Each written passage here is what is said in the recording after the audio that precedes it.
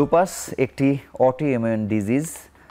যদিও এই রোগটির কথা কম শোনা যায়, কিন্তু যারা সাফার করেন তারা জানে এর ভয়াবহতা কতটা বেশি। অতীতে অনেক বেশি রোগী মৃত্যুর শিকার হতো, যেই পরিস্থিতি এখন পরিবর্তন হয়েছে। তবে অনেক বেশি বিলম্বের কারণে, যথাসময়ে চিকিৎসকের কাছে, সঠিক চিকিৎসকের কাছে পৌঁছতে না পারার কারণে রোগী দীর্ঘদিন ধরে ভুগতে থাকেন। এই যাবতীয় বিষয়ে আমরা আলোচনা করব।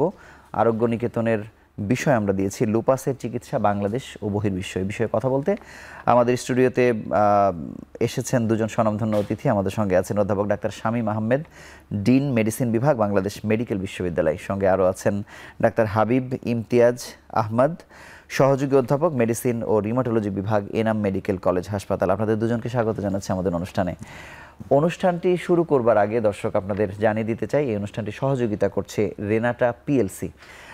অধ্যাপক ডাক্তার শামীম আহমেদ, আপনার কাছে জানতে চাই যে লুপাস যেহেতু আমরা খুব কম শুনি, মেডিসিন বিশেষজ্ঞ বা রিউমাটোলজিস্ট আপনাদের কাছে গণহারে যে রোগীরা যান, লুপাসের নামটা আমরা একটু তুলনামূলকভাবে কম শুনি।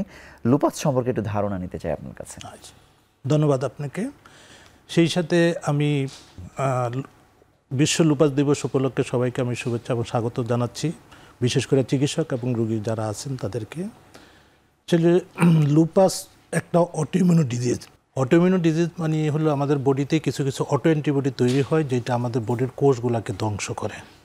অনেকগুলো অটোইমিউন ডিজিজ আছে, 300-র উপরে, বাট এর মধ্যে লুপাস একটা অন্যতম অটোইমিউন ডিজিজ, যেটা আসলে চাইল্ড বিয়ারিং এজে ইয়াং ফিমেলদের ক্ষেত্রে এটা হয়।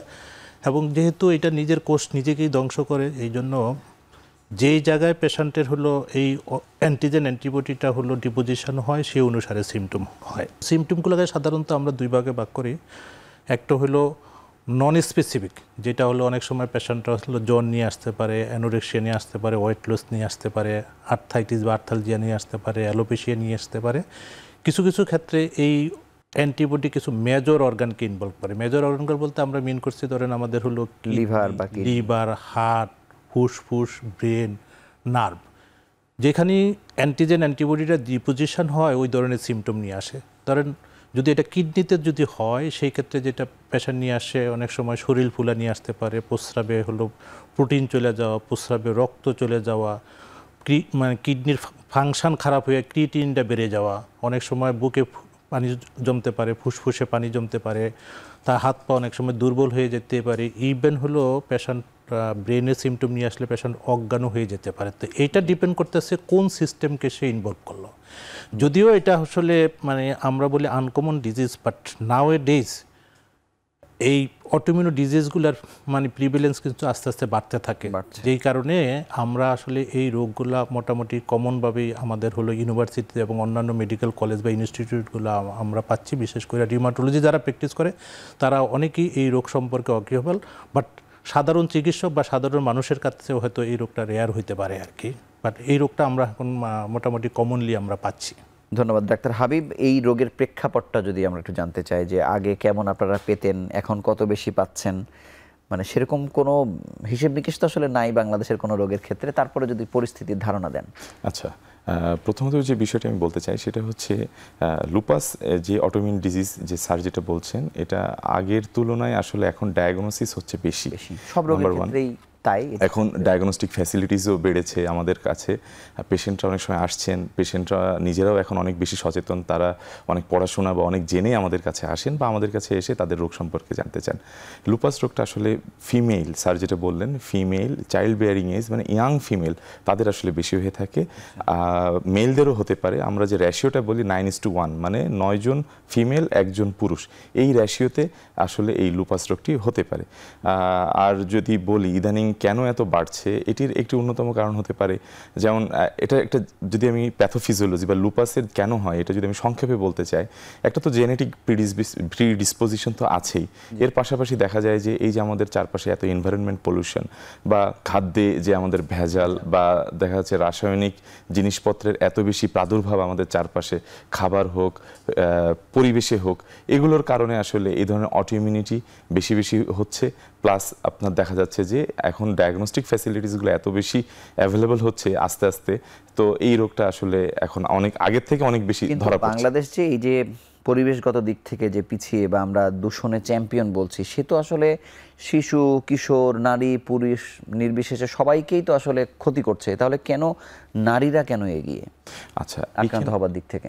আচ্ছা, আক্রান্ত হবার দিক থেকে বলা যায় যে আপনার একটা তো জেনেটিক্স গেল, প্লাস কিছু হরমোনাল বিষয় থাকে, বা এই রোগের প্যাথোফিজিওলজিতে ফিমেল যে হরমোনেটের ইনফ্লুয়েন্স আছে, পরিবেশ দূষণের যেরকম ইনফ্লুয়েন্স আছে, তো এইটার ম্যানিফেস্টেশনগুলো দেখা যায় যে আপনার ফিমেল, বিশেষত হচ্ছে যারা ইয়াং ফিমেল, তাদের ক্ষেত্রে এটা বেশি হয়ে থাকে।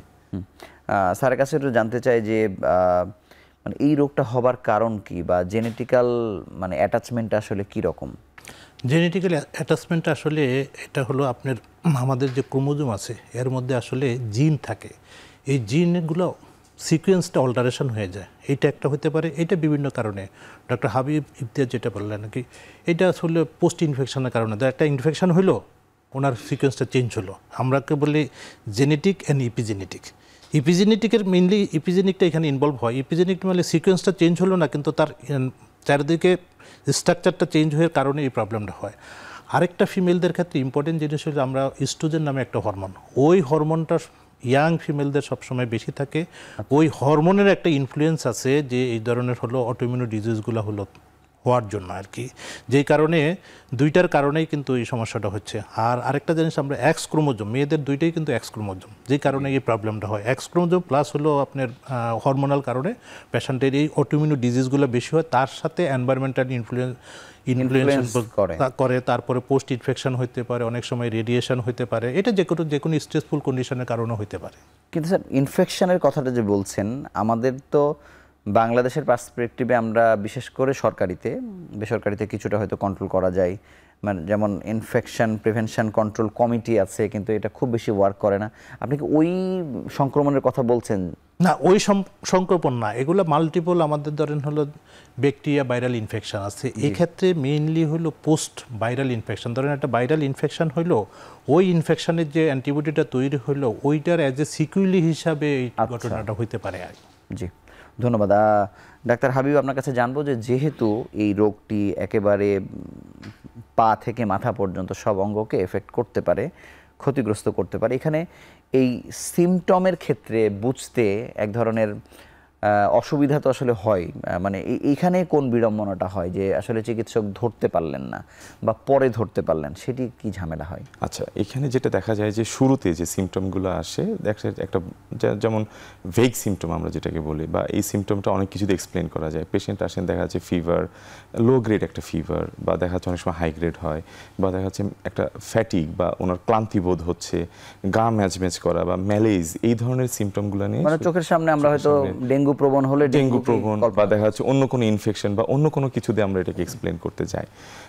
আরেকটা যেটা হয় যে অনেক সময় দেখা যাচ্ছে শুরুতেই উনি ওনার যে স্যার যেটা বললেন যে অর্গান ইনভলভমেন্ট, সেটা নিয়ে চলে আসছেন, কিডনি সমস্যা নিয়ে চলে আসছেন, তখন হয়তো বা কিডনি রোগে আক্রান্ত, ওই রকম কিছু একটা, বা এটা যে একটা কনস্টিলেশন বা সবগুলোকে যে কম্পাইল করে যে একটা সিমটম বা একটা সিনড্রোম দিয়ে ব্যাখ্যা করা, দেখা যাচ্ছে সব লক্ষণ একই সময়ে আসে না।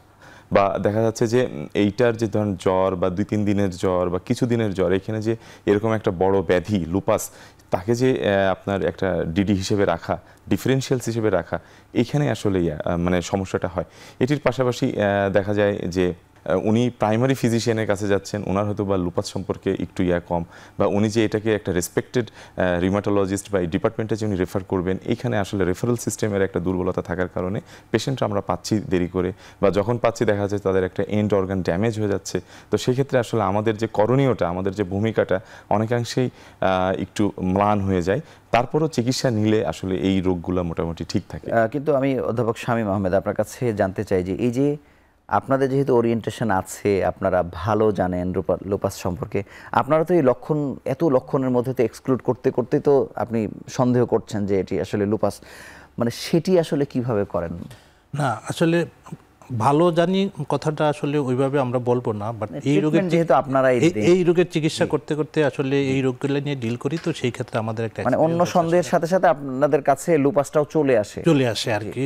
সমস্যা যেটা হয় কি, ডক্টর হাবিব ইমতিয়াজ যেটা বলে, এই রোগের কমনলি যেটা হয় চামড়ায় লাল লাল দাগ ওঠে অথবা হলো গিরা ব্যথা হয়। তা আমাদের দেশের প্রেক্ষাপটে আমাদের দেশের রুগী এবং অনেক সময় সাধারণ লোকজন, ইভেন ডাক্তারও মানে গিরা ব্যথা মানে মনে হচ্ছে যেন এটা অর্থোপেডিক্স ডাক্তারের কাছে যায়, যেই কারণে অনেক সময় দেখেন ওই ডাক্তার সাহেবের বা হলো ওই চর্মরোগ বিশেষজ্ঞ, স্কিনে লাল লাগ দাগ হলো চর্মরোগ বিশেষজ্ঞ, যে কারণে ওনাদের যদি আসলে লুপাস সম্পর্কে যে অভিজ্ঞতা না থাকে তাহলে ইন্টারনালি কি হচ্ছে সেটি নিয়ে হয়তো তারা ভাবছেন না। এটা এমন একটা রোগ যেটা আসলে মাথাতে, আপনি যেটা বললেন মাথা থেকে পা পর্যন্ত, এটাকে বলি আমরা আসলে এটা আনপ্রেডিক্টেবল প্রেজেন্টেশন, ডাইভার্স প্রেজেন্টেশন। মানে এটা আসলে আপনি বলতে পারবেন, আজকে দেখা যায় একদিন হলো দেখেন চর্মরোগ, চামড়া ইনভলভ নিয়ে আসছে, পরবর্তীতে দেখা যায় কিডনি ইনভলভ নিয়ে আসছে, এক সপ্তাহ পরে দেখা যায় ব্রেন ইনভলভ নিয়ে আসছে। তাহলে এইটা হচ্ছে কি, এইটা যদি আমরা চিন্তা না করতে পারি তাহলে আমাদের ডায়াগনোসিস মিস হবে এবং পেশেন্টগুলো খারাপ হবে। একবার যদি ধরেন হলো এটা ট্রিটমেন্ট যদি ডিলে হয়নি শেষ করতে, অর্গান যদি ড্যামেজ হয়ে যায়, এটা কিন্তু ইরিভার্সিবল, এটা আসলে কিন্তু পরে আবার রিভার্স করে না ইউজুয়ালি যেটা হয়। তা আমাদের প্রেক্ষাপটে যেটা হলো, তা আমরা তো হলো ধরেন এই রোগের সিমটমগুলো দেখতে দেখতে আমাদের নিজস্ব একটা অভিজ্ঞতা আছে, প্লাস আমরা এটা ট্রিটমেন্ট করতে গিয়ে কিছু কিছু গাইডলাইন ফলো করি, যেটা আমরা বলি এসিআর, ইউলার। তখন আমরা চিন্তা করি, যখন একটা পেশেন্ট যখন আমাদের কাছে আসে মোর দেন ওয়ান অর্গান ইনভলভ নিয়ে আসলে, এটা বইতেই বলা আছে যে তখন আমরা অটোইমিউন ডিজিজগুলো চিন্তা করি। তো অটোইমিউন ডিজিজ একটা ইয়াং ফিল আমার কাছে যদি ধরেন হলো আর্থাইটিস নিয়ে আসে, স্কিন র্যাশ নিয়ে আসে, অ্যালোপেশিয়া নিয়ে আসে, কিছু জ্বর ভাব হয়, ডেফিনেটলি তখন আমাদেরকে আসলে এইরকম একটা অটোইমিউন ডিজিজ চিন্তা করতে হয়। এবং অটোইমিউন, এই বয়সে অটোইমিউন ডিজিজটার মধ্যে অ্যাসিডিটাই কমন। তো সেই ক্ষেত্রে আমরা স্পেসিফিক্যালি পেশেন্টের ধরেন হলো একটা রক্ত পরীক্ষা করি, একটা প্রস্রাব পরীক্ষা করি, আর কিছু অটো অ্যান্টিবডি আছে যেটার জন্য এই লুপাসের জন্য স্পেসিফিক, দেন এএনএ, অ্যান্টিডিএস, ডিএনএ, অ্যান্টিএসএম, ওই সমস্ত পরীক্ষাগুলো করে আমরা এই রোগীটাকে ডায়াগনোসিস করি এবং তখন হলো অর্গান স্পেসিফিক পেশেন্টকে আমরা হলো ট্রিটমেন্টটা দেওয়ার চেষ্টা করি। ডাক্তার হাবিব, অন্য রোগের ক্ষেত্রে যেমন রোগীও অনেক সময় বুঝে যান যে ঠিক আছে আমি হয়তো এই রোগে আক্রান্ত হয়েছি, লুপাসের ক্ষেত্রে এরকম ঘটনা তো ঘটে না। এখানে একটি মেন সমস্যা হচ্ছে যে লুপাস নিঃসন্দেহে, বা স্যার যেটা বললেন লুপাসটা আনপ্রেডিক্টেবল, আসলে লুপাস একটি গ্রিক শব্দ যার অর্থ হচ্ছে নেকড়ে। নেকড়ের আক্রমণ যেরকম বোঝা যায় না, বা সে কি প্ল্যান করছে, কিভাবে আক্রমণ করবে, সেখান থেকে আসলে এই রোগের নামকরণটা হয়েছে। Number one. নাম্বার টু, যে জিনিসটা হচ্ছে অনেক সময় যেটা হয় যে সবাই আমরা বাতরোগ বলতে মানে জনসাধারণের মনে যেটা থাকে সেটা হচ্ছে যে গিরা ব্যথা হবে, গিরা ফুলে যাবে, বা গিরাটা ভাঁজ করতে পারবো না, এই ধরনের কিছু লক্ষণ হতে পারে। কিন্তু এটার সাথে যে একটা ইন্টারনাল অর্গানের যে একটা সম্পর্ক আছে, বা ইন্টারনাল অর্গান ড্যামেজ হওয়ার যে একটা হতে পারে, এই জিনিসটা আসলে থাকে না। আর একটা জিনিস হচ্ছে এই রোগগুলো অনেকাংশে আসলে কিওরেবল না, মানে নির্মূলযোগ্য নয়, নিয়ন্ত্রণযোগ্য। সো এরকম একটা বয়সে, একটা ইয়াং বয়সে যে এরকম একটা রোগ হবে, এই পারসেপশনটা আসলে আমাদের পেশেন্টদের অনেক সময় এটা ওনারা থাকে না, বা থাকলেও মানতে চান না। ধন্যবাদ। অধ্যাপক শামীম আহমেদ, আপনার কাছে জানতে চাই যে বাংলাদেশ মেডিকেল বিশ্ববিদ্যালয়ে যত রোগী আসলে প্রতিদিন বা মাসে বা বছরে আসছে, আগে কেমন রেশিও দেখতেন বা আপনারা এখন কেমন দেখছেন, বা এটির কি স্পেসিফিক কোনো ক্লিনিক আছে কিনা আপনাদের আন্ডারে? প্রথম হলো, আমি যখন রিমাটোলজির অ্যাসিস্ট্যান্ট প্রফেসর হিসেবে জয়েন করি 2006 সালে, তখন আমরা অ্যাসিলি ক্লিনিক করতাম একদিন, শুধু রোববারে। পরবর্তীতে রোগী সংখ্যা এত বাড়লো, আমরা ক্লিনিকটা শুরু করলে রোববার এবং মঙ্গলবারে। আচ্ছা, এখন আরও বেশি, এখন আমরা 4 দিন আসলে অ্যাসিলি ক্লিনিক করতে হয়। প্রতিদিন আমাদের হলে এই 4 দিনে গড়ে 30 থেকে 35 জন রোগী আসে, নতুন এবং পুরাতন মিলিয়ে। তার মানে ধরেন হলো পার উইক আমাকে রোগী দেখতে হচ্ছে 120 জন। এটা হলো আমাদের ডিপার্টমেন্টের জন্য, আমাদের ক্লিনিকের জন্য এটা একটা হিউজ বার্ডেন আমি বলবো। এবং এখানে ফলোআপে রোগী থাকে, প্লাস হলো নতুন রোগীও থাকে।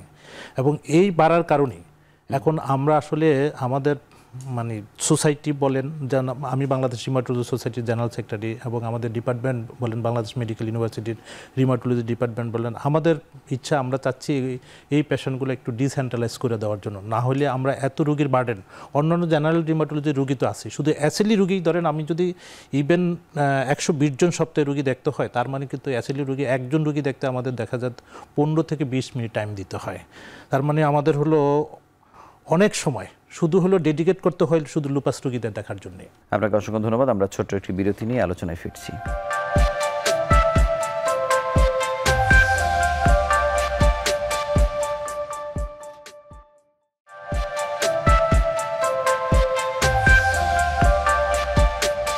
ডাক্তার হাবিব, আপনার কাছে জানবো যে এনাম মেডিকেল কলেজের চিত্র কি, সেখানেও এসএলইর রোগী আপনারা কেমন পাচ্ছেন? আচ্ছা, আসলে স্যারই যেটা বললেন একটু আগে, বাংলাদেশ মেডিকেল ইউনিভার্সিটিতে লুপাস ক্লিনিক এটাকে আসলে ডিসেন্ট্রালাইজ বিকেন্দ্রীকরণ করার যে প্রচেষ্টা, এটা বিভিন্ন মেডিকেল কলেজে আমরা লুপাস ক্লিনিক আসলে আমরা একই ধারাবাহিকতায় পরিচালনা করে থাকি। অনেক সময় যেটা হয়, আমাদের এখানে আসেন পেশেন্টরা লুপাস ক্লিনিকে, এবং আমাদেরও মোটামুটি দেখা যায় যে ডেইলি আমরা 10 to 15 পেশেন্টস আমরা কিন্তু পাই। বা এটার পাশাপাশি দেখা যাচ্ছে যে অনেক সময় যেই পেশেন্টটা দেখা যাচ্ছে দূরবর্তী যে পেশেন্টটা, যার ক্ষেত্রে আপনার বাংলাদেশ মেডিকেল ইউনিভার্সিটিতে গিয়ে সেখানে গিয়ে টেস্ট করে বা লুপাসের চিকিৎসাটা নিয়ে আবার বাসায় ফেরাটা অনেক সময় কষ্টসাধ্য হয়ে যায়। তো তাদের ক্ষেত্রে দেখা যাচ্ছে ওখান থেকে আসলে বিভিন্ন ডিপার্টমেন্টে ওনারা আসলে বলে দেন যে ওখানে আমাদের ডেজিগনেটেড ফিজিশিয়ানরা আছেন, আপনারা ওখানে যাবেন, ওখানে গিয়ে আপনারা চিকিৎসাটা নেবেন। এইভাবেই আসলে আমাদের লুপাস ক্লিনিক চলছে। ধন্যবাদ অধ্যাপক শামীম আহমেদ। চিকিৎসা দিয়ে মৃত্যু রোধ করা বা বাকি জীবন সুস্থভাবে চালানোর যে প্রক্রিয়া, সেই প্রক্রিয়াটা একটু বলবেন যে আপনারা কি করতে পারেন? প্রথমত আমরা যে ট্রিটমেন্টটা আমরা দিচ্ছি, আসলে এই ট্রিটমেন্টটা এটা একটা প্রোটোকল মিনস কি, এটা হলো ধরেন এটাকে বলি আমরা আমেরিকান কলেজ অফ রিউমাটোলজি, আরেকটা হলো ইউলার, তাদের কনসেনসাস একটা হলো গাইডলাইন আছে। আমরা সবসময় আমার রিউমাটোলজিক্যাল বা অটোইমিউন ডিজিজের ট্রিটমেন্ট দিতে হলে আমরা ওই গাইডলাইনটাকে ফলো করি। যেহেতু এটা একটা অটোইমিউন ডিজিজ এবং এটা লাইফ লং ডিজিজ, এই রোগ কখনো ভালো হয় না, বাট এটা কন্ট্রোল করি আমরা ওষুধ দিয়ে। তো কন্ট্রোল করতে গেলে হলো কি, আমাদের হলো 2 ধরনের ওষুধ আমরা ইউজ করি, বিশেষ করে এই ইমিউনোসাপ্রেসিভ ড্রাগগুলো। তো ইমিউনোসাপ্রেসিভ ড্রাগগুলো ইউজ করার কারণে আমাদের হলো যে তার যে অ্যান্টিবায়োটিক তৈরি হয় ওই প্রোডাকশনটা সাপ্রেস থাকে এবং টাইম টু টাইম পেশেন্টটাকে ফলো আপ করতে হয়। যদি আমরা আর্লিতে ট্রিটমেন্ট আমরা করতে পারি, সার্ভাইবিলিটি ভালো। বাট যদি ডিলে ট্রিটমেন্ট হয়, সার্ভাইবিলিটি কাজ, যেমন আমি একটা এক্সাম্পল দিই, যদি হলো এই কমনলি এই রোগটাকে কিডনি ইনভলভ করে। অনেক সময় দেখা যায় 1/3 অফ দ্য পেশেন্ট ইনিশিয়ালি হলো কিডনি ইনভলভ নিয়ে আসে, যাদের হলো এই বাকি 2/3 পেশেন্ট 10 বছরের মধ্যে কিন্তু তাদের কিডনি ইনভলভ হয়। তো আমি কিডনি ইনভলভমেন্টটাকে বা এটাকে আমরা মেজর অর্গান যেহেতু বলি, ওইটাকে যদি আমি ইনিশিয়ালি ট্রিটমেন্ট করতে পারি, তার থেকে 90 to 95% কিন্তু সার্ভাইভেবিলিটি। অথবা এই পথ দিয়েও কিডনি বিকল হচ্ছে, এই কান্ট্রিতেও বিকল হচ্ছে। তার মানে আমি হলো একেবারে আমার 95% সার্ভাইভেবিলিটি। ইভেন এখন হলো এত ড্রাগ আসছে, ট্রিটমেন্ট ব্যবস্থা আধুনিক হয়েছে, রোগী সচেতন হয়েছে, ডাক্তার সংখ্যা বাড়ছে, এবং এই রোগের যারা চিকিৎসা দিচ্ছে তাদেরও এক্সপিরিয়েন্স বেশি, যেই কারণে আসলে আপনাদের মর্টালিটিটা এখন খুবই কম এবং পেশেন্টগুলো আসলে স্বাভাবিক জীবনযাপন করতে পারে। কিন্তু বাংলাদেশ মেডিকেল বিশ্ববিদ্যালয়ে এই যে যত রোগী 120 জনের একটি পরিসংখ্যান দিলেন, এই পুরো রোগীর ভলিউমের ভেতরে কত অংশ যথাসময়ে বা খুব লক্ষণ প্রকাশ হবার পরপরই আসছেন বা ডিলেড প্রেজেন্টেশন নিয়ে বা দেরিতে আসছে, এই সংখ্যাটি কেমন? এটির একটু পার্থক্য যদি। এই সংখ্যাটি আসলে বেশি। এই সংখ্যাটি বেশি 2টা কারণে। একটা হলো ধরেন রিউমাটোলজি ডিপার্টমেন্টটা আসলে ফাংশনিং ডিপার্টমেন্ট যদি আমরা বলি, শুধু হলো আমাদের মেডিকেল ইউনিভার্সিটি আছে, বাকি 8টা মেডিকেল কলেজে রিউমাটোলজি ডিপার্টমেন্ট আছে, বাট ওই ডিপার্টমেন্টগুলো আসলে ফাংশনিং অ্যাক্টিভ না। এটা বিভিন্ন কারণে। ওখানে আমাদের ডাক্তারও আছেন, অ্যাসিস্ট্যান্ট প্রফেসর আছেন, মেডিকেল অফিসার আছেন, রেজিস্ট্রার আছেন, যেই কারণে ডিপার্টমেন্টটা ফাংশনিং না, যেই কারণে রোগীগুলো আসলে পেরিফেরি থেকে ঢাকায় চলে আসে, এবং আসতে আসলে অনেক সময় দরকার ইকোনমিক্যাল একটা ব্যাপার আছে, প্লাস হলো আমাদের হলো ফ্যামিলির একটা হলো অজ্ঞতা আছে এই রোগ সম্পর্কে, প্লাস হলো আমাদের রেফারেল সিস্টেম যেহেতু নাই, সেই কারণে অনেক রুগী ডিলে আমাদের হলো কাছে প্রেজেন্ট করে, যেই কারণে আসলে আমাদের ট্রিটমেন্টটা যদি আমরা ডিলে করি, আমাদের হলো রেসপন্সটা হলো ডিলে হয়। কিন্তু আমরা যদি আর্লিতে আমরা ট্রিটমেন্ট করি, রেসপন্সটা ভালো হয়। সেই দিক থেকে যদি আমি হিসাব করি, দেখা যাচ্ছে যে যারা হলো এই রোগ সম্পর্কে জানে তারা দ্রুত চলে আসে, এবং যেই ডাক্তারের কাছে ওনারা প্রাইমারি ফিজিশিয়ানের কাছে যদি যখন প্রেজেন্ট করে, তখন ওনারা যদি হলো এই রোগ সম্পর্কে জানে, তখন তারা তাড়াতাড়ি রেফার করে দেন। বাট যেহেতু হয় এই রোগী পরিস্থিতি আস্তে আস্তে চেঞ্জ হচ্ছে এখন। ডাক্তার হাবিব, আমি একটি বিষয় জানতে চাই যে দেখেন, বাংলাদেশে মেডিসিন বলি, গাইনোকোলজি বলি এবং সার্জারি, এটা তো আপনাদের মেজর সাবজেক্ট। তো দেখা যায় যে এই চিকিৎসকদেরকে অন্তত জেলা পর্যায়ে, উপজেলা পর্যায়ে অন্তত মেডিসিনের একজন চিকিৎসককে তো আসলে পাওয়া যায়। তাহলে মেডিসিনের চিকিৎসকের বা রিউমাটোলজিস্টের যেহেতু লুপাস সম্পর্কে একটা ওরিয়েন্টেশন আছে, তাহলে তো তিনি আরও আগে ধরে ফেলবার কথা। কিন্তু আবার এমনও কি আসলে হয় কিনা যে এই রোগীরা তাদের লক্ষণ অনুযায়ী ফিজিক্যাল মেডিসিন বা হচ্ছে অন্য কোনো ডিসিপ্লিনের কাছে চলে যাচ্ছে বা অর্থোপেডিশিয়ানের কাছে যাচ্ছে, মানে কোন কারণে এখনো আমরা যথাসময়ে রোগীদেরকে পাচ্ছি না? আচ্ছা, এটার অন্যতম প্রধান কারণ হচ্ছে পেশেন্টের প্রেজেন্টিং ফিচার।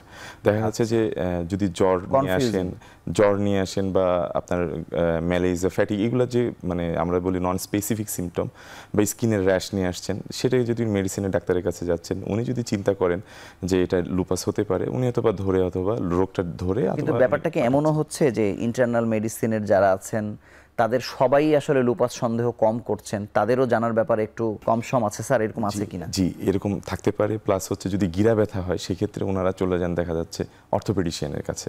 সো সেক্ষেত্রে একটা ডিলে হওয়ার পসিবিলিটি আছে। আর দেখা যাচ্ছে যে কিছু কিছু সময় যেটা হয় যে জ্বর আসলে সবাই যেটা আগে চিন্তা করবে তা না, সেক্ষেত্রে একটা ওয়েট অ্যান্ড ওয়াচের একটা টেন্ডেন্সি দেখা যায়। ইন দ্য মিন টাইম যদি ওনার কোনো ইন্টারনাল কোনো অর্গান ইনভলভমেন্ট হয়ে যায়, তারপরে দেখা যাচ্ছে আমাদের কাছে রেফার করছেন, এটি একটি বিষয় থাকে। তারপর মেডিসিন যারা প্র্যাকটিস করছেন তাদেরও কিন্তু, যারা মেডিসিনে যত ডিগ্রি নিচ্ছেন তাদেরও কিন্তু আসলে রিউমাটোলজি ব্লকে বাংলাদেশ মেডিকেল ইউনিভার্সিটিতে প্লেসমেন্ট থাকে, বা তাদেরকে এই ওরিয়েন্টেশনটা দেয়া, বেসিক যে ওরিয়েন্টেশন, এটা দেওয়ার কিন্তু যারা পাচ্ছেন তারা হয়তো রোগী আর একটু বেশি ভালো সুবিধা, সেটা আমাদের স্যাররা নিরলসভাবে কাজ করে যাচ্ছেন ওটার জন্য। অধ্যাপক শামীম আহমেদ, ট্রিটমেন্ট শুরু হয়ে যাওয়ার পরে আমরা তো যেমন জানি যে লুপাসে যারা আক্রান্ত তাদের একটি নিজেরা তারা একটি পরিবার গঠন করেছেন, বা তারাও একটা সোসাইটিতে চলে, যেন অন্য রোগীরাও এই সিকোয়েন্সের ভিতরে এসে একটা সুস্থ জীবনে থাকে আর কি। সেক্ষেত্রে একটি রোগী কোন অবস্থায় পেলে আপনি কতদিন পর্যন্ত তাকে ভালো রাখতে পারছেন, বা একেবারে কোন অবস্থায় পেলে আসলে আপনাদের খুব বেশি কিছু করার থাকছে না, সেই সিনারিওটা একটু জানতে চাই। যদি অর্গান ইনভলভমেন্ট থাকে, আরেকটা হলো অর্গান ইনভলভমেন্ট বলতে আমি বলছি মেজর অর্গান, যে স্টেজে আমরা পাই ইনিশিয়ালি, যদি ধরেন হলো এই রোগীগুলোকে পাওয়া যায়, ট্রিটমেন্ট দিলে তারা ভালো থাকেন। এখন ইনিশিয়ালির পর্যায়টা আপনি কিভাবে বলছেন? ধরেন জাস্ট আপনার ডায়াগনোসিস, কিডনি ক্ষতিগ্রস্ত হয়নি, লিভার ফাংশন ঠিক আছে, তারপর হ্যাঁ যদি ব্রেন মানে ঠিক আছে, ইনভলভমেন্ট হয় নাই। ধরেন অনেক সময় ইনিশিয়াল প্রেজেন্টেশন যে হয়, পেশেন্টের হলো চুল পড়ে যাওয়া, পেশেন্টের হলো চামড়ায় লাল লাল দাগ হওয়া, পেশেন্টের হলো আর্থাইটিস ডেভেলপ করবা, এগুলা বলি আমরা ইনিশিয়াল সিমটম। মানে এই অবস্থায় কি তাকে কিওর করা যায়? কিউর এই কিওর করা যায়, কিউর বলতে কোনো হলেই সে সাফার করবে, এবং এটা হলো কন্ট্রোল হলে সে লাইফ লং স্বাভাবিক জীবন যাপন করতে পারে, কোনো অসুবিধা নাই। বাট যেই জিনিসটা হয় তাকে হলো সব সময় ফলো আপে থাকতে হবে। রিউমাটোলজিতে ফলো এবং অ্যাসিলি রোগীদের ফলো আপের কোনো বিকল্প নাই। এই ফলো আপকে আপনি 1 মাস বলছেন না 3 মাস বলছেন? এইটা আমরা ডিপেন্ড করতেছি পেশেন্টের কন্ডিশনের উপর। ধরেন আমরা একটা ফলো আপটা 2 কারণে আমরা করি। একটা হলো রোগের সিমটম, রোগের প্রাদুর্ভাবটা কেমন হয়ে যাচ্ছে, রোগটা আবার হলো মাথাছাড়া দিয়ে উঠতেছে কিনা, প্লাস এই রোগের জন্য আমরা যে ওষুধগুলো ইউজ করি ওই ওষুধগুলোর কোনো সাইড ইফেক্ট হচ্ছে কিনা। আচ্ছা, এই রোগের যে ওষুধগুলো ইউজ করি সবচেয়ে বড় প্রবলেম হলো ওষুধেরগুলো একটা বড় একটা সাইড ইফেক্ট আছে। সাইড ইফেক্টগুলো কি, যেহেতু আমরা এই ওষুধগুলো ইমিউনোসাপ্রেসিভ ওষুধ বলি আর কি, আমরা এই ওষুধগুলো ইউজ করি, এই ওষুধগুলো নিজে আবার হলো রক্ত কমাই দিতে পারে, রক্ত কণিকা কমাই দিতে পারে। এটা হলো নিউরোপ্যাথি, মানে ব্যাপক একটা চেক অ্যান্ড ব্যালেন্স থাকতে পারে। এই ওষুধ এই রোগকে কন্ট্রোল করে, বাট ওষুধ আবার হলো রোগীর ক্ষতি করে। আবার সবচেয়ে বড় সমস্যা যেটা হয় এই রোগের রোগীদের জন্য, যারাদেরকে ওষুধ আমরা ইউজ করি, একটা ইনফেকশনের একটা ভয় থাকে, যেটা আরো বেশি প্রবলেম। এই জন্য আমরা বলি সব সময় রোগীর কোনো সমস্যা থাকুক আর না থাকুক, 3 মাস পর পর পেশেন্ট হইলো জাস্ট একটু ফলো আপে থাকবে, কিছু রুটিন পরীক্ষা, যেমন একটা ব্লাড কাউন্ট করলো প্লাস একটা ইউরিন পরীক্ষা করলো, আর অন্য পরীক্ষাগুলো আমরা পেশেন্টের সিমটমের উপর ডিপেন্ড করি। যদি সিমটম থাকে তাহলে অন্য পরীক্ষা করি, যেমন একটা পেশেন্ট কাশি নিয়ে আসলো তখন আমরা একটা বুকের এক্সরে করি, বাট এই দুইটা তাকে করতেই হবে। আমরা দেখি যদি ইনিশিয়াল প্রেজেন্টেশনটা যখন হলো, আমরা রক্ত দেখে পরীক্ষাটা করে আমরা বুঝতে পারবো যে রক্তকণিকা কমে যায় কিনা, ডব্লিউবিসি কমে যায় কিনা, প্লাটলেট কাউন্টটা কমে যায় কিনা, এইগুলা দেখে আমরা আসলে পেশেন্টকে ফলো আপটা করি। ধন্যবাদ ডাক্তার হাবিব। চিকিৎসাগত দিক থেকে আমাদের বা দেশের বাইরে, যেমন আপনি বোধহয় সিঙ্গাপুরে ছিলেন, কোনো পার্থক্য দেখেন বাংলাদেশে এখন যে ট্রিটমেন্ট দেওয়া হচ্ছে লুপাসের ক্ষেত্রে? জি, ধন্যবাদ আপনাকে। স্যারও সিঙ্গাপুরে ছিলেন, আমিও ছিলাম, আমি কিছুদিন আগে এসেছি। ওদের ওখানে যেটা হয় যে ধরেন easy accessibility and referral system এত বেশি ভালো ওদের ওখানে, যে একজন জিপি প্রথমে যখন পেশেন্টটাকে পান এবং রেগুলার ফলো আপ করেন, এবং সেটার পরে যখন উনি ধারণা করেন যে ওনার এখানে লুপাস যে রোগটা হয়েছে সেটি ওরা ওখানে ক্যাটেগরাইজেশন করে যে এই লুপাসের এটা কি মাইল্ড নাকি এটা মডারেট নাকি সিভিয়ার, মানে এটা কি মৃদু মৃদু নাকি মাঝারি নাকি তীব্র, এরকম একটা ক্যাটাগরাইজেশন করার পরে ওনারা রেসপেক্টেড কনসালটেন্টের কাছে পেশেন্টটাকে পাঠিয়ে দেন। পরে ওই রেসপেক্টেড যিনি কনসালটেন্ট আছেন উনি সেই পেশেন্টের বিভিন্ন রকম স্কোরিং, স্কেলিং, মানে মাত্রাটা কীরকম, ওষুধের ডোজ কীরকম হবে, এই জিনিসগুলোকে উনি তারপরে এনশিওর করেন। এবং এই যে সিস্টেমটা এত বেশি ভালো, সেক্ষেত্রে দেখা যায় যে পেশেন্টকে কষ্টটা কম করতে হয়, সেটা টোটাল হেলথ সিস্টেমই একসাথে ওনার জন্য কাজটা করে দেন। আমাদের দেশে এই জিনিসটারই আসলে অভাবটা আছে। মানে এটি আসলে লুপাসের ক্ষেত্রে বলা যায় না, ওভারঅল চিকিৎসা ব্যবস্থাটা এভাবে ফাংশন করে স্যার, তাই তো? কিন্তু ট্রিটমেন্ট ওনারা যা দিচ্ছে লুপাসের রোগীকে, আমরা তো আর ব্যতিক্রম কিছু দিচ্ছি না। আমি বলি ধরেন হলো ট্রিটমেন্ট, শুধু আমি আমার রিউমাটোলজির কথা আমি বলতেছি, ওই সিঙ্গাপুর বা ইংল্যান্ডে বা আমেরিকাতে বসে যে ট্রিটমেন্টটা দিবে সেম ট্রিটমেন্ট আমি বাংলাদেশে বসে, ঢাকা শহরে বসে আমি দিতে পারি। প্রবলেম যেটা হলো, ডিফারেন্সটা হলো ডক্টর হাবিব ইমতিয়াজ যেটা বললো সিস্টেমের কারণে। সিস্টেম, ধরেন একজন রোগী আমার কাছে আসলো, আসার পরে আমাকে কিন্তু অনেক কিছু, একটা ইনভেস্টিগেশন দিলে 3 দিন লাগে, রুগী অনেক ফাইন্যান্সিয়াল কনস্টিটিউশন কারণে ইনভেস্টিগেশনও করতে পারে না। আর আরেকটা জিনিস হলো ডাক্তারের ক্রাইসিস, আমরা জানি না এই লুপাস রুগীটা বা রিউমাটোলজি রুগীটা কার কাছে যাবে। ওদের দেশে কিন্তু এই সিস্টেমটা না। সিঙ্গাপুরে তো আমি কাজ করে আসছি, আমি একটা হসপিটালে বা বড় একটা হসপিটাল, যেটা হলো মানে আমি বলবো সিঙ্গাপুরের সবচেয়ে বেশি রিউমাটোলজি রুগী ওই হসপিটাল, অ্যান্টিওয়ার তান্তোকসেন হসপিটাল, আমি ওখানে কাজ করে আসছি। তা আমি দেখেছি ওদের হলো একটা পেশেন্ট ফুল আছে, পেশেন্ট নিজের আসলো, ওদের হলো ওই টাইম মতো, ডেট মতো রুগীরা চলে আসে, যেই কারণে আসলে কোনো সমস্যা হয় না। বাট ট্রিটমেন্ট প্রোটোকল যদি আপনারা বলেন, আমরা সেম ট্রিটমেন্ট প্রোটোকল ফলো করি, বা সিস্টেমের কারণে আমরা আসলে অতটুকু, মানে সেক্ষেত্রে তো সব রোগের ক্ষেত্রে সেই সাফারিং আছে আর কি, সিস্টেমের যে দুর্বলতা। আপনাকে অসংখ্য ধন্যবাদ। আমরা আরো একটি ছোট্ট বিরতি নিয়ে আবার আলোচনায় ফিরছি।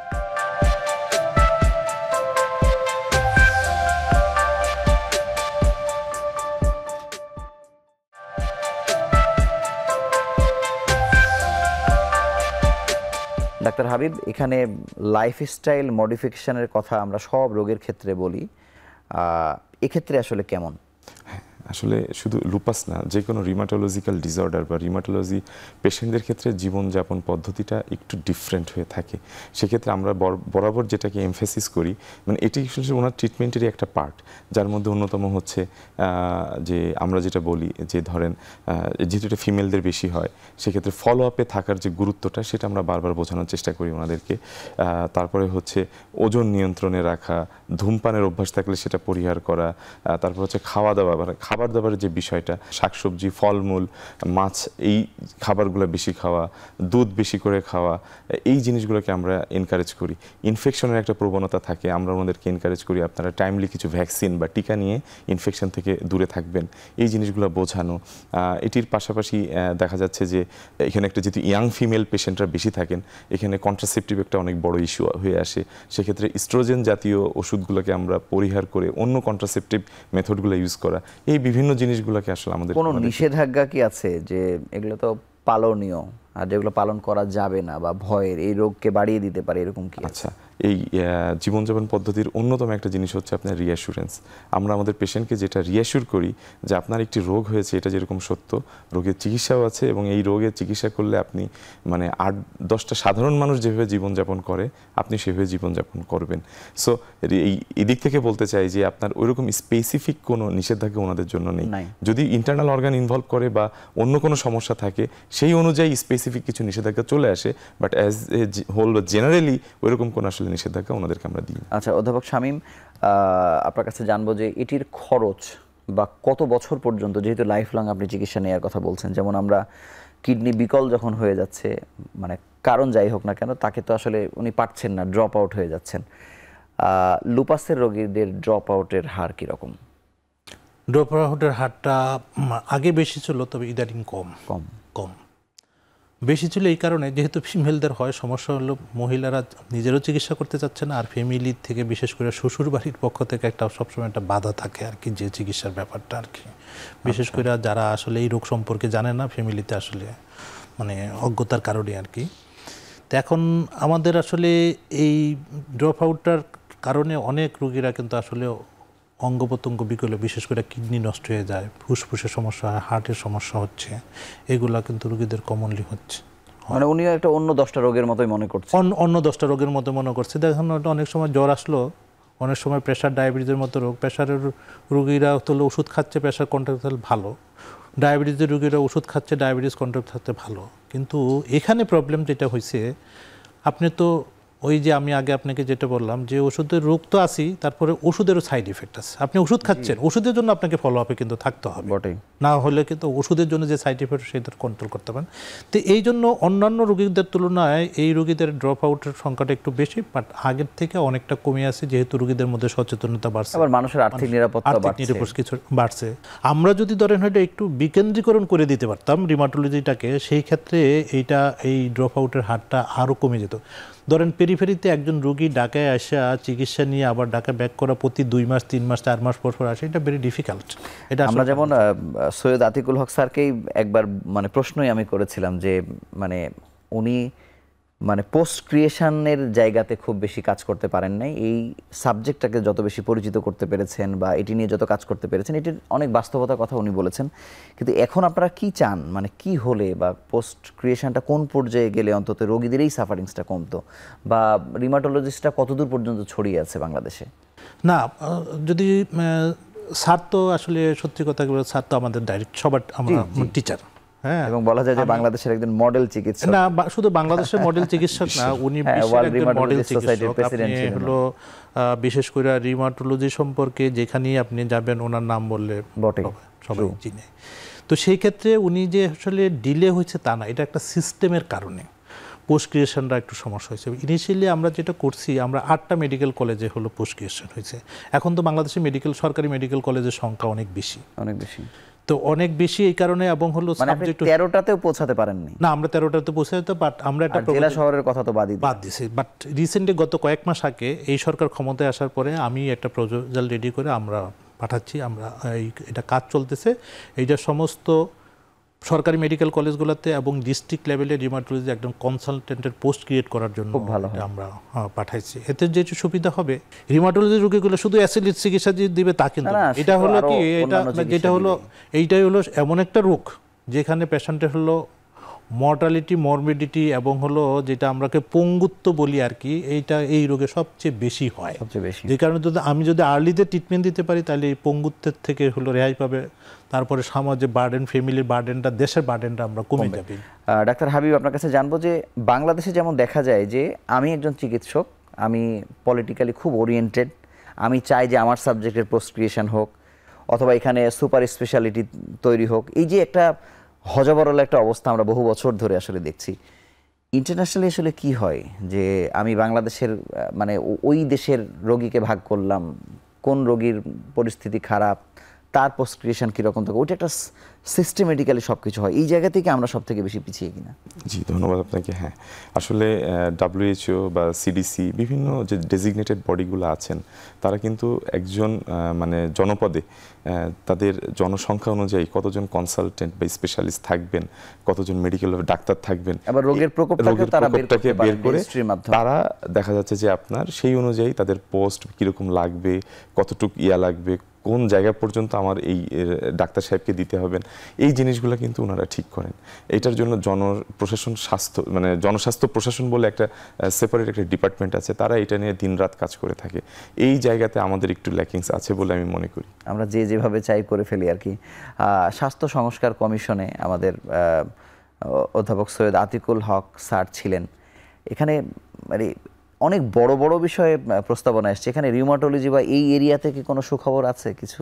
আমি একটু আগের ডক্টর হাবিব ইমতিয়াজের মানে একটু আনসারটা একটু অ্যাড করতে চাচ্ছি। আসলে যে জিনিসটা হয় সব দেশেই আর কি, আপনি নিড কি এই মুহূর্তের জন্য, আপনি কতজন ইন্টারনাল মেডিসিন স্পেশাল লাগবে, কতজন কার্ডিওলজিস্ট লাগবে, কতজন, বাট এইটা কিন্তু আমাদের দেশে অ্যাসেস না করে আমরা ইচ্ছা মতো যে পোস্ট ক্রিয়েশন করি। দেখেন, আমি মেডিসিনের ডিনের দায়িত্ব নেওয়ার পরে আমি বিভিন্ন মেডিকেল কলেজে ইন্সপেকশন করতে যাই।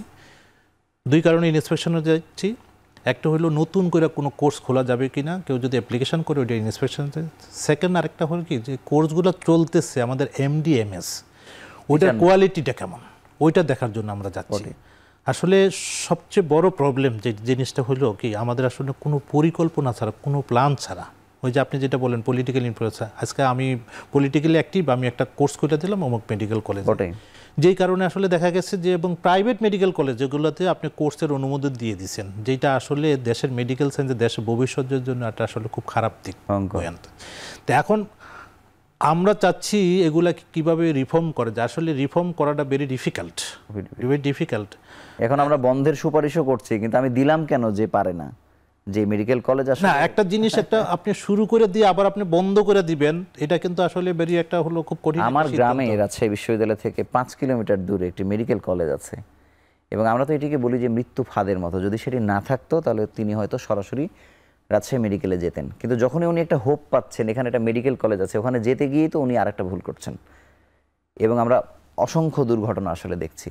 না, এটা তো হচ্ছেই, এটা তো হবে, কারণ মেডিকেল কলেজ বন্ধেরও সুপারিশ করা হয়েছে স্বাস্থ্য বিভাগের পক্ষ থেকে। আমি জানি না, আমরা যতটুকু শুনছিলাম পেপার পত্রিকাতে দেখা 26টা মেডিকেল কলেজ, 6টা হলো গভর্নমেন্ট মেডিকেল কলেজ এবং 20টা প্রাইভেট মেডিকেল কলেজ সরকারিকেও আমার বন্ধ করা লাগছে, বন্ধ করার জন্য ওনারা হলো প্রস্তাবনা দিয়েছে। জানি না এটা কি হয়, বাট এটা একবার অনুমোদন দিয়ে দিলে এটা বন্ধ করা কিন্তু ওটা ডিফিকাল্ট। আবার এই মানের কারণে আমরা অ্যাক্রিডিটেশনও হারিয়েছি, সেটিও আমাদের জন্য একটি গলার কাটা হয়েছে। এই অ্যাক্রিডিটেশন হারানোর কারণে বাংলাদেশে যে কতটুকু মূল্য দিতে হবে, বিশেষ করে ডাক্তার সমাজে হচ্ছে তো অলরেডি তো অন্য দেশের ছাত্ররা তো আসছে না। আমাদের দেশকে মেডিকেল হলো এডুকেশন থেকে আমরা কত পিছিয়ে দিছি এইটা দেখলে বোঝা যায়। আজকে যদি আমার এমবিবিএস ডিগ্রির অ্যাক্রিডিটেশন না থাকে তাহলে এই ছেলেপেলেগুলো হলো কি করবে? 12,000 ছেলে ভর্তি হচ্ছে মেডিকেলে, 12,000 এমবিবিএস ডাক্তার, এবং আমাদের হলো এমডি এমএসসি ভর্তি হচ্ছে হলো আপনার 1400-র মতো। আমরা যখন মেডিকেলে পরীক্ষা দেয়া তখন সারা বাংলাদেশে হলো 8টা মেডিকেল কলেজ ছিল, 150 করে পোস্ট ছিল, 1200 আমরা পরীক্ষা 1200। কিন্তু এখন দেখেন আমার হলো শুধু বাংলাদেশ মেডিকেল ইউনিভার্সিটি থেকে আমরা হলো এমডি এমএস ডিগ্রি দিচ্ছি হলো প্রতি বছর 1200-এর উপরে। আপনাকে ধন্যবাদ। আমরা আরও একটি বিরতি, অর্থাৎ শেষ বিরতি নিয়ে আলোচনায় ফিরছি।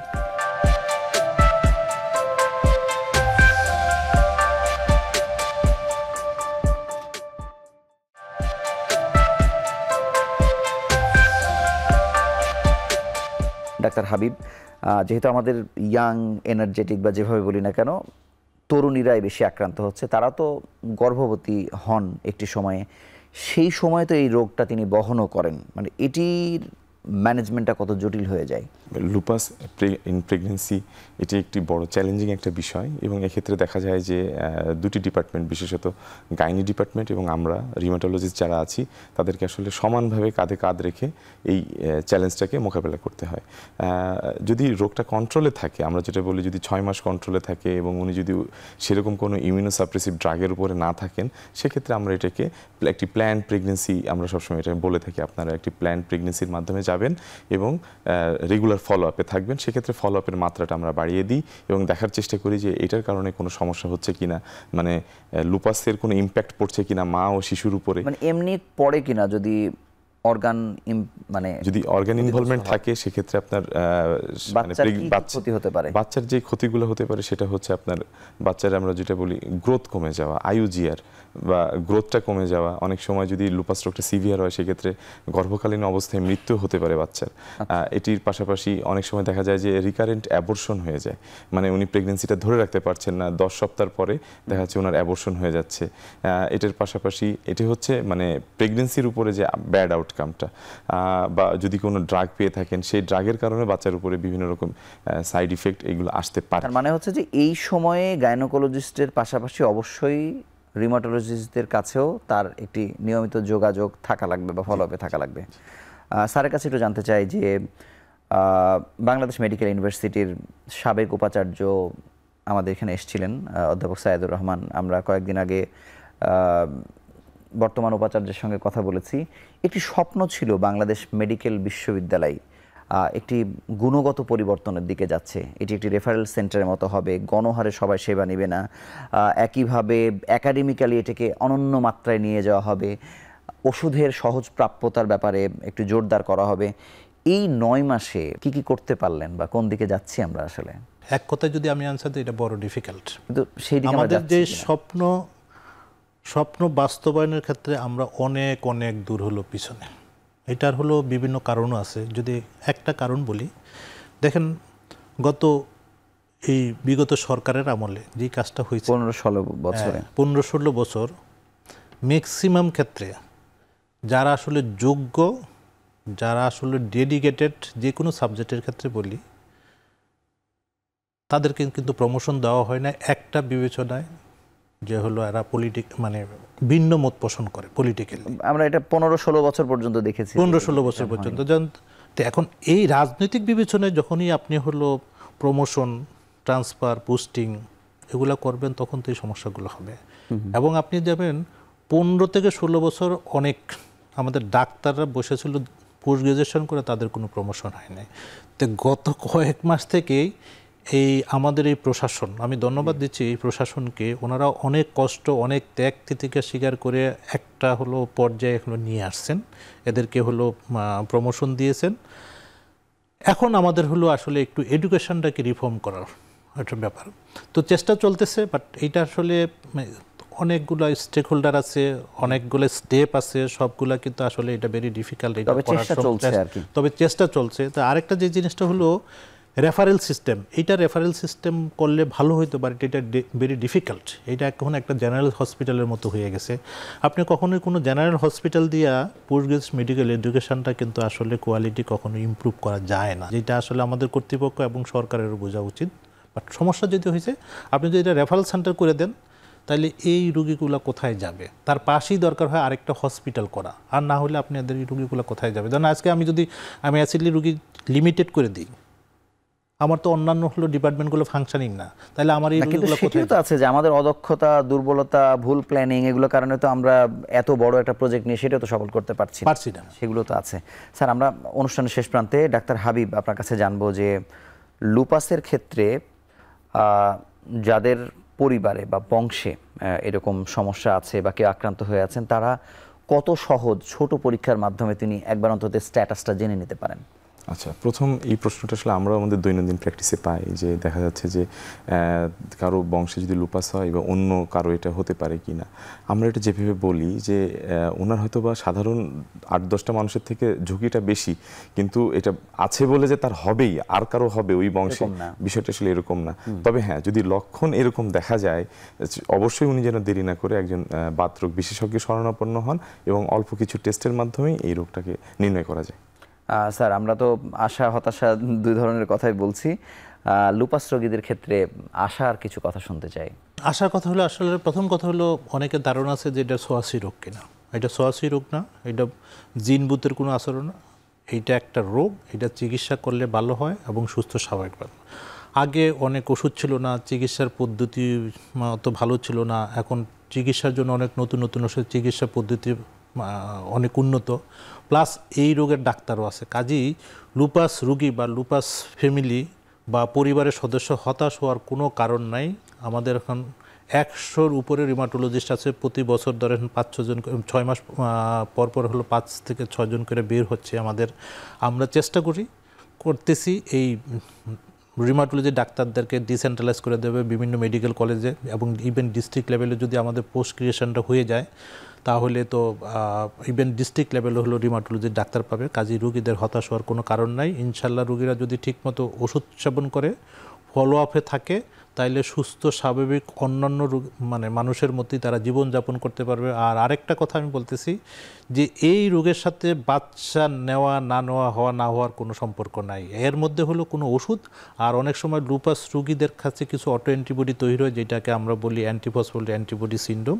বাচ্চা নেওয়ার আগে রুগীরা হলো ওই পরীক্ষাগুলো দরকার হয় করিয়ে নিবে, এবং হলো যদি 6 মাস থেকে 1 বছর হলো লুপাসটা কন্ট্রোল থাকে, তাই উনি বাচ্চা নিতে পারবে, এতে কোনো সমস্যা নেই। এবং যারা লুপাস রোগীদের নিয়ে যে পরিবার গঠন হয়েছে অসংখ্য মানুষ, তাদের সাথে আপনাদের অ্যাটাচমেন্টটা কেমন থাকে? না, এটা একটা খুব ভালো দিক বলবো। আমি বলবো সমস্ত রোগী, সব রোগীদের কিন্তু এরকম একটা হলো মানে তৈরি করলে ভালো হয়। কারণ হলে কি, এতে অনেক মিসকনসেপশন দূর হয়ে যায়। আগে অনেকেই বলতো যে হলো ইন্ডিয়া লাইফ টাইম এক্সপেরিয়েন্সটা উনি আরেকজনের কাছে শেয়ার করতে পারে। কারণ হলে কি, বলতে পারছেন না, রোগীকে বলুন।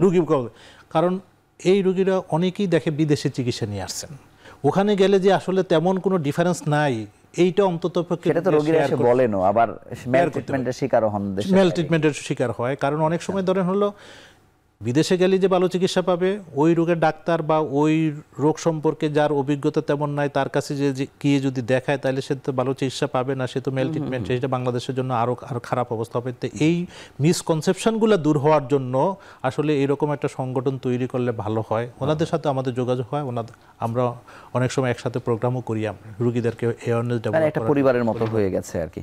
স্যার আপনাকে ধন্যবাদ এবং আপনাদের দুজনকে আমাদের সঙ্গে যুক্ত হওয়ার জন্য আন্তরিকভাবে অভিনন্দন জানাচ্ছি।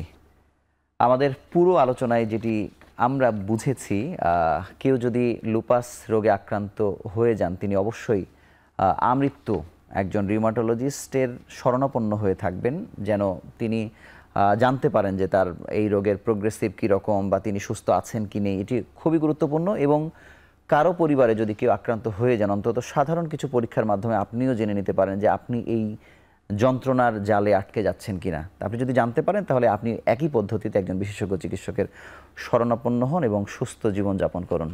আমরা আশা করব যে এই আলোচনা শোনার পর লুপাস রোগের যারা আছেন বা যারা ঝুঁকিতে আছেন তারা অন্তত সুস্থ জীবনে থাকবেন। এই প্রত্যাশা আজকের মতো বিদায় নিচ্ছি। ভালো থাকুন, সুস্থ থাকুন।